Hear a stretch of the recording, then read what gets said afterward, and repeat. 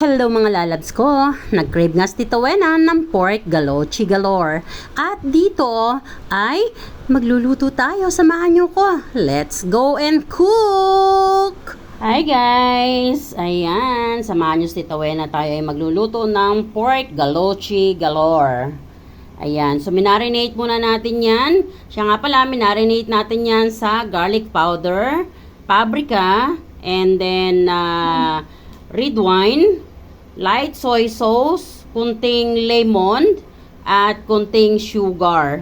At syempre, hindi mawawala ang ginisa mix or kung anong seasoning ang meron kayo. Nilagyan ko na rin ng pamintang durog at laurel. Ayan. So, ayan, pagka-marinate natin, meron na rin ako ditong ginigisa. Dito ay meron na akong ginisa na hiyang ginger. So, dapat yung pagkagisa natin ay ganyan, garlic and onions. Ayan. Kunti lang muna inilagay kong onions dyan dahil mayroon pa ako mamayang ilalagay. And then, tabi lang muna natin ang mga yan.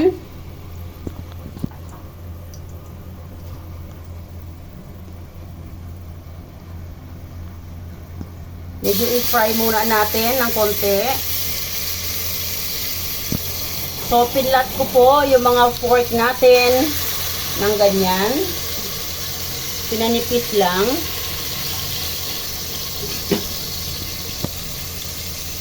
Dapat magkaroon siya ng frying texture. Pwede rin po na i-fry nyo muna sa isang frying pan. Pero mas maraming hugasan. Kaya dito ko na lang din ipa-fry sa pressure cooker kung saan ko siya lulutuin.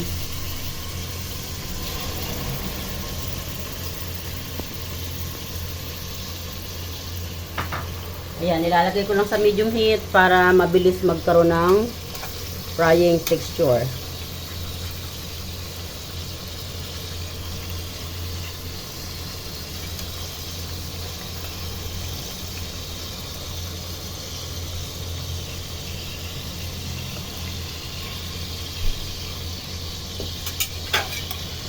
Actually, yung iba hindi na siya pina-fry. Pero ako mas gusto ko kasi masarap yung lasa. Diretso na lang nilang niluluto.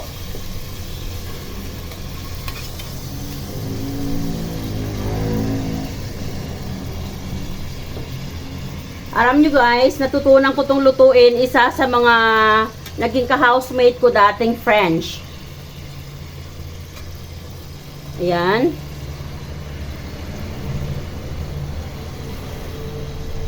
And then ito na mga na-fry na natin ng half lang. Tingnan nyo, ganito lang siya yung ano niya. Kunin muna natin para mailagay natin yung iba. So ayun guys, kung ano lang yung ginawa natin dito sa una, ganun lang din yung ginawa natin dito sa pangalawang salang. Ayan, so kunin na natin yan.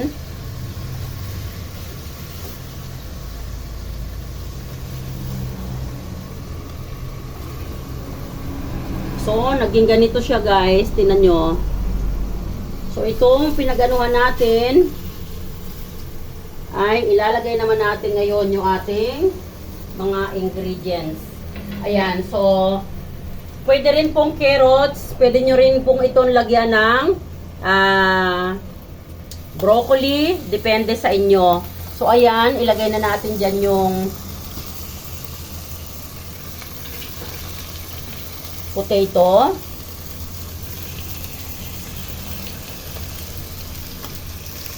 Mamaya natin ito ilalagay sa ibabaw.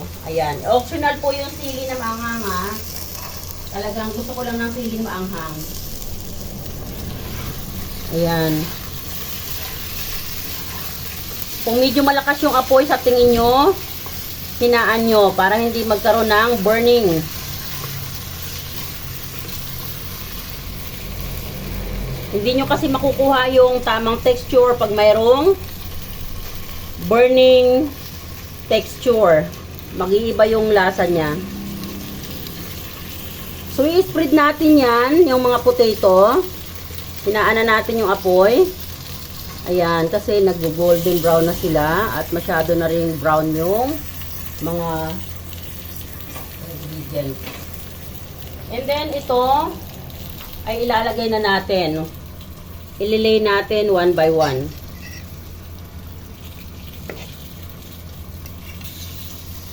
So, ganyan. Dapat guys, maninipis lang yung pagka-ano nyo ng pork. Yung iba mga tamad, tinatadtad na lang yung pork. At yung iba naman, pahaba-haba. Depende. Pero ako gusto ko ganito. Ayan. So, ilagay natin yung naging sauce kanina. Okay guys, yung pinag-marinate natin, ayan. Huwag natin itatapon dahil ilalagay natin yan dyan sa ibabaw kasama yung bay leaves. Ayan. Yung pinag-marinate natin, parang lalagyan lang natin ng kunting water kasi sayang yung ingredients. At ito na yung fluid na pinakang additional. Wala tayong maraming fluid na dapat ilagay. Now, pwede na nating ilagay yung ating sweet bell pepper. Mas maraming sweet bell pepper guys, it's okay. Pero ang mahal ng sweet bell pepper dito sa amin. Ayan, so optional po ito ha. Again, optional ang sili. And then, maglalagay po tayo ng all-purpose na cream. Ayan, kahit anong brand po. Ito na lang yung nabili kong all-purpose cream kasi ito lang po yung mura. Pero kahit ano, pwede.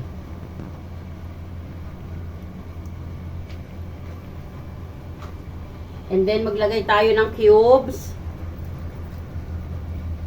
Dahil meron tayong potato. So, durugin na lang natin. Ganyan. Tatakpan na po natin yan. Lang natin yan sa 8 minutes.